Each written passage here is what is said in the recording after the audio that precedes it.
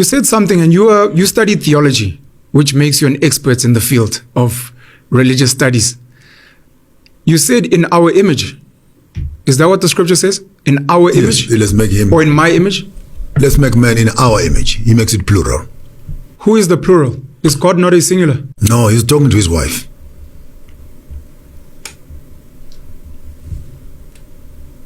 He's talking to his wife.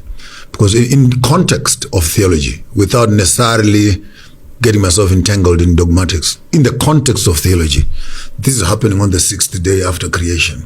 So what do we have? We have land, we have trees, we have seas, we have all the animals that are there. And then God said, let us make man. So translation number 1, which is the most popular one, God is talking to the other 2 to make it the Trinity. But the Bible does not mention the Trinity in that space. In my own context, let us make man in our own image. He is talking to the entire creation that is there. And then God enters his wife, who is the land. That's why the land is still here up today, Mother Africa. He goes into the ground, and from the ground extracts men. That is impregnation, that is delivery, that is literal, to use the biblical sense. So without the land, there could not be any human being. So he is addressing the land. Hence, man is younger than the land. Man is younger than the woman. Because the land is the one that gives birth to the man. So the woman that you're talking about is Eve, is actually made out of the bones. And the bones are the structures and the marrows from where we have come from, where the DNA is in, and that is land. Therefore, in my own world, it is a husband and wife creating. So it is God and the land. It is a universe and the land.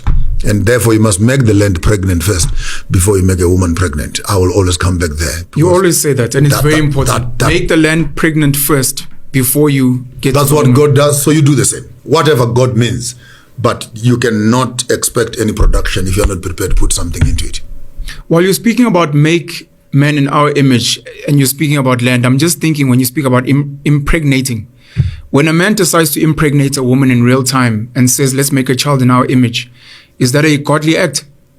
It is divine. It is divine, actually. The creation of life. The creation of life. Every time you hold your balls, you're holding the library of your ancestors. And your cable then connects the past, the present, and the future. Therefore, you are a total continuity of life in yourself. So it's not just about Panuel, but Panuel who is here, he's a full, consolidated version of where he is coming from. Correct. His ancestors, his grandfathers, your looks, body structure, diseases, sicknesses, intelligence, and etc. If you go back, and if you had a chance of looking back in your own tribe, and you compare, you're given 3, 4, 5, 6, 7, 8, 9, 10. Impunga is lapa na makhetla kon. Ubunga mangal how. That one looks like me. Hence, when we dream about our ancestors and you dream about them, I do that. It happens to me. I don't know about others who are scared of saying it. They pass my mind. They pass my dreams quite often. I have not met them, but hell no, when I see them, you're like, no, you're mine. I've never seen you. My immediate grandfather, I know him. So I would be able to identify him. But others that are older than him have appeared. And being an artist, I've been able to wake up in the morning and sketch some of those memories and preserve them in a certain way. But as it were, their frustrations, their anger, their intelligence, their royalty, their skills, their diseases, their stress levels, all those things are registered onto the DNA. And then we pass them on. That's why you find a small little girl, small little boy who has never seen a snake, and they see a snake and they flip, and another boy, another girl sees a snake and goes to touch it, and then you put the two in the same room and say, what makes the difference? Why is this one scared of a snake yet they've never seen a snake?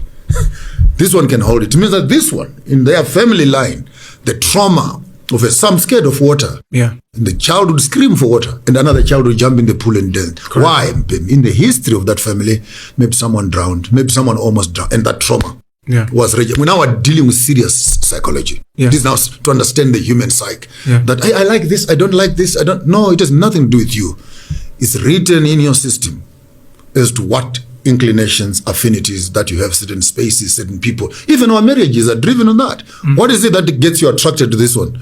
They look like who? Maybe like your mother, maybe like your aunt, maybe like what? There's an element that is in them that immediately when it manifests itself, it connects with who you are. Yeah. And that's where relationships actually begin. Yeah. And therefore, to understand your history, I think the biggest lesson we have been deprived of is study of self. Because when you understand yourself, you will be able to appreciate yourself and understand you. At a certain level, you're able actually to say, oh, this one is a nice one. But